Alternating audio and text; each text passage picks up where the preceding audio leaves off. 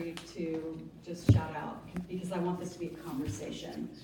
So I've been with the city about 2.5 years, and I've been working on this project since I came to the city.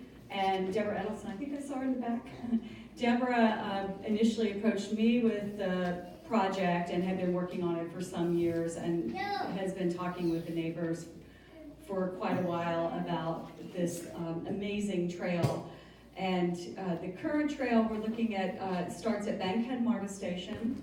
The big vision is when it's done, it will stretch all the way to the Chattahoochee River to the north, and then the south that it'll connect, it'll go through what we're calling Proctor Park, across from Bankhead MARTA, through Maddox Park, and connect to the West Side Trail.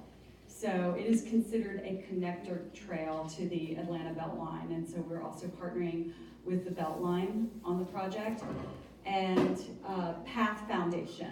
So Path is our contractor, and they're the ones actually building the first 3 miles, like 2.5 miles of the trail. And the funding is provided through T-SWA. So those of you who supported the Transportation Special Purpose Local Option Sales Tax, thank you. These are your dollars at work. So specifically tonight, I was asked to talk about how to connect the Grove Park neighborhood to the Spur Trail. So in the short term, there's a concrete barrier along Grove Park Place, that we will be lifting up. And I understand that people have been on the trail using it. I'd rather not know about that because it's not officially open yet. But if you've gone, you can see that we have extended the trail to make sure that there's a connector there. So that is the short-term option to at least give access. And then of course there's access. This is the opening right now. That's the trailhead, is at the MARTA station. So we have 5 spur trail options that we have vetted with TJ and with others in the neighborhood. I know some of you served on a committee to help come up with some options, and Karen Rose, I see Karen here, she's worked with me on coming up with several ideas as well. So these 5 are what I'm prepared to talk about tonight. And just to go through the process, I'll give you some broad overview of the options, and then on Saturday, and Cicely can go into more detail about what we plan for Saturday, but we would love for any and all of you to participate in actually going on the trail, walking the trail. We'll have an independent facilitator who's going to work on making sure that we get some really robust and honest feedback on how you want to engage with the trail and connect with your neighborhood. And that's also going to include, because it's pretty long, we want to make sure you really get out in the streets and see the options. We'll also have some bus transportation available. Cicely, is there anything you want to add at this point about the Saturday? We can talk about it at the end too, but that's just a broad overview. So option 1, I'll start with that. It's the first page, if you turn to the first page. Does everyone, if you don't, this is a packed house, so I hope we have enough copies. Does everyone at least have a copy that they can look at and share? Every table should have one. If you don't have access to a copy, raise your hand. I'll see something over there. Do we have one we can make sure she has?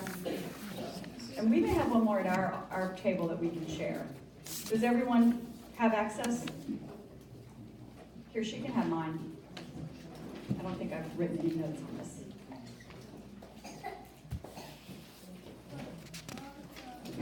Okay, so option 1 we're calling Newman Place.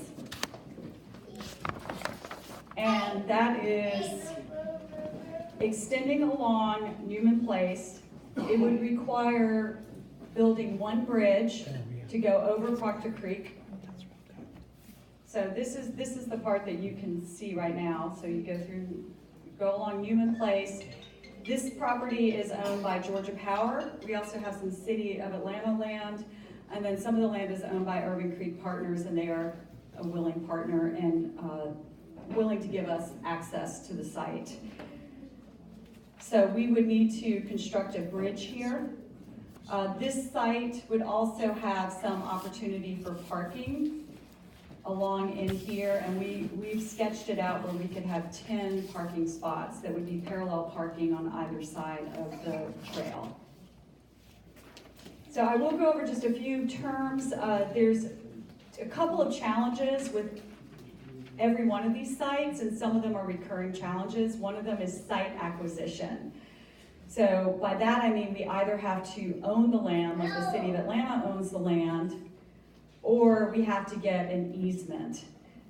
And some of y'all may be familiar with the term easement, but it's a legal document whereby the owner of the property will give us access to the property for a specific purpose.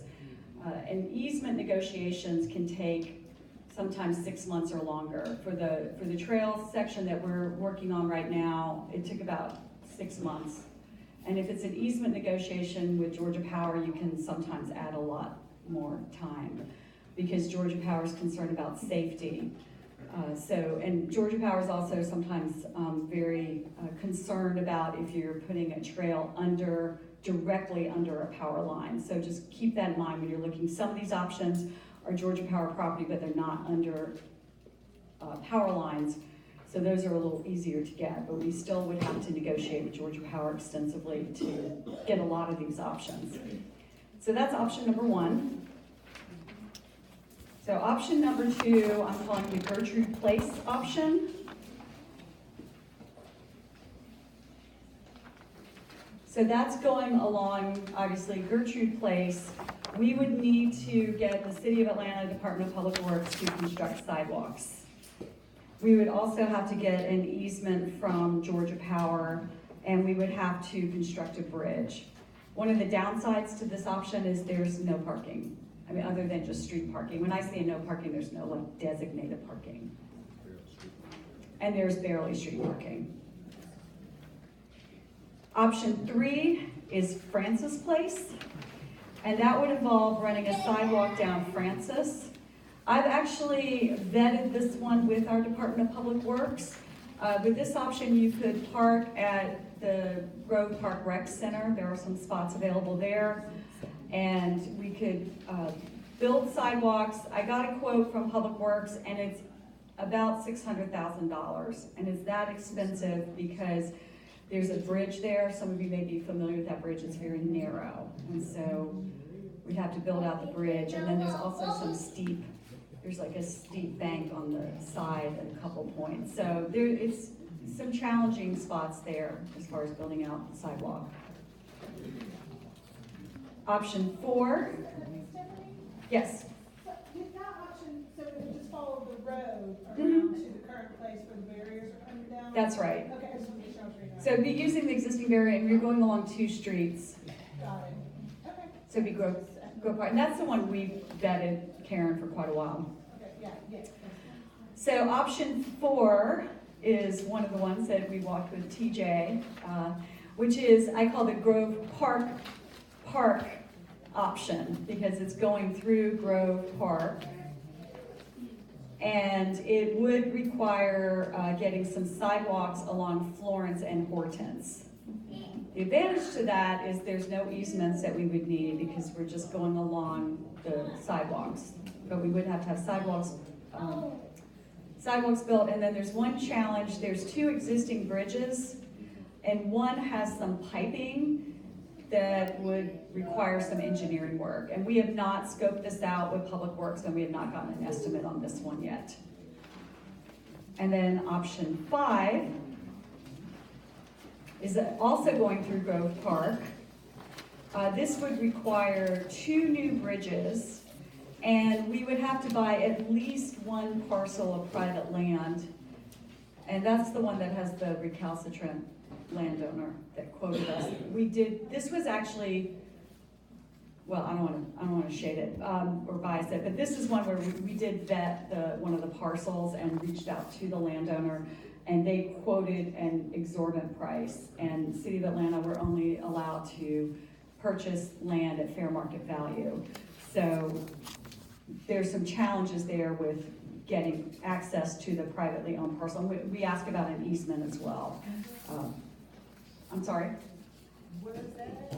That's going through Grove Park again, but it's also going there's a Georgia Power easement that we would go across. It's really beautiful up here. So those of you who can go on the tour, you'll see this is just really a stunning view. There's, of course, some trash that needs to be cleaned up, so I'm really excited about all the trash cleanup. But there's an existing bridge here, right? Existing bridge here, and then we construct a bridge there. And there's two bridges that would have to be constructed. So there's the bridge that goes through, if you're familiar, like here's the little community garden, here are the tennis courts over in here. And so there would need to be a bridge over, yeah, the park. Then it would go, there's an existing bridge here on Hortense. And then you go up, what is that? I can't, It's the Florence Place. It's kind of the Georgia power line easement at the end of Francis. We'd have to put another bridge in here.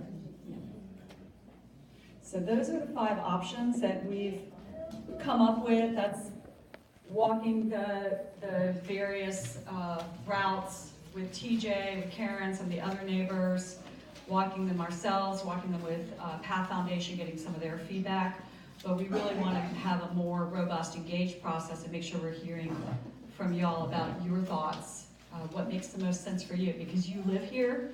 You know which routes you're going to be most likely to take, where you feel the safest, what's easiest access for you. So that's what we're here to hear from you tonight, and then also on Saturday.